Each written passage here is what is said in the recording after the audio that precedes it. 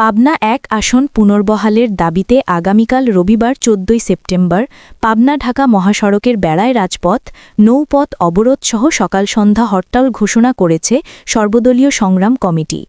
আজ শনিবার ১৩ সেপ্টেম্বর সকালে পৌরসভার ফকির রাইস মিল প্রাঙ্গণে এক জরুরি সভায় এ ঘোষণা দেন সর্বদলীয় সংগ্রাম কমিটির আহ্বায়ক আলহাজ ফজলুর রহমান ফকির। উল্লেখ্য, গতকাল শুক্রবার সন্ধ্যায় বেড়া উপজেলার ৪ ইউনিয়নের রাজনৈতিক ও ব্যবসায়িক নেতৃত্ববৃন্দ, বেড়া পৌরসভার বিভিন্ন ব্যবসায়িক সংগঠনের প্রতিনিধি, শ্রমিক সংগঠনের নেতৃবৃন্দ ও বিভিন্ন শ্রেণী-পেশার মানুষ এবং রাজনৈতিক দলের সমন্বয়ে ৬৮ পাবনা ১ সর্বদলীয় সংগ্রাম কমিটি ঘোষণা হয়। কমিটির সদস্যরা নির্বাচন কমিশন প্রতি বেড়া পৌরসভা ও ৪ ইউনিয়নকে বেড়া সাথিয়া ৬৮ পাবনা ১ থেকে বিচ্ছিন্ন করে ৬৯ পাবনা ২ বেড়া সুজানগরের সাথে যুক্ত করার তীব্র প্রতিবাদ জানান। সকাল সন্ধ্যা হরতালের কর্মসূচি ঘোষণা করে বক্তারা বলেন, নির্বাচন কমিশন একটি রাজনৈতিক দলের প্রতি পক্ষপাতিত্ব করে অন্যায়ভাবে বেড়ার অংশ কেটে নিয়ে সুজানগরের সাথে যুক্ত করে বেড়াবাসীকে সংঘাতের দিকে ঠেলে দিয়েছেন। তারা কঠোর হুঁশিয়ারি দিয়ে নির্বাচন কমিশনকে অবিলম্বে এ সিদ্ধান্ত প্রত্যাহারের দাবি জানান।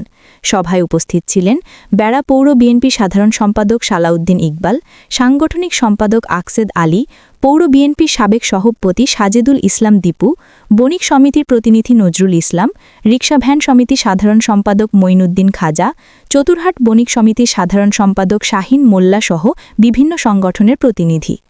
আন্দোলনকারীরা বলেন, সম্পূর্ণ অন্যায়ভাবে শুধু সাথিয়া উপজেলা নিয়ে পাবনা ১ আসন আলাদা করা হয়েছে, আর বেড়া উপজেলাকে পৃথক করে পাবনা ২ আসনের সঙ্গে যুক্ত করা হয়েছে।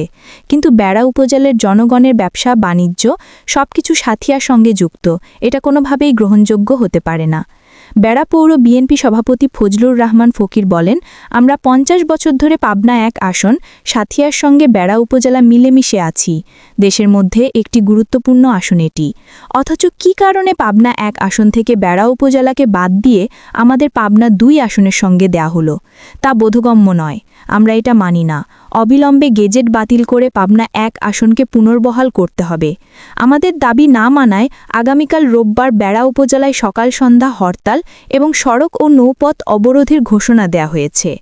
সভা শেষে সংগ্রাম কমিটির আহ্বায়ক আলহাজ মোহাম্মদ ফজলুর রহমান ফকির সকাল সন্ধ্যা হরতালে দোকানপাট বন্ধ, সড়ক ও নৌপথ অবরোধের ঘোষণা দেয়া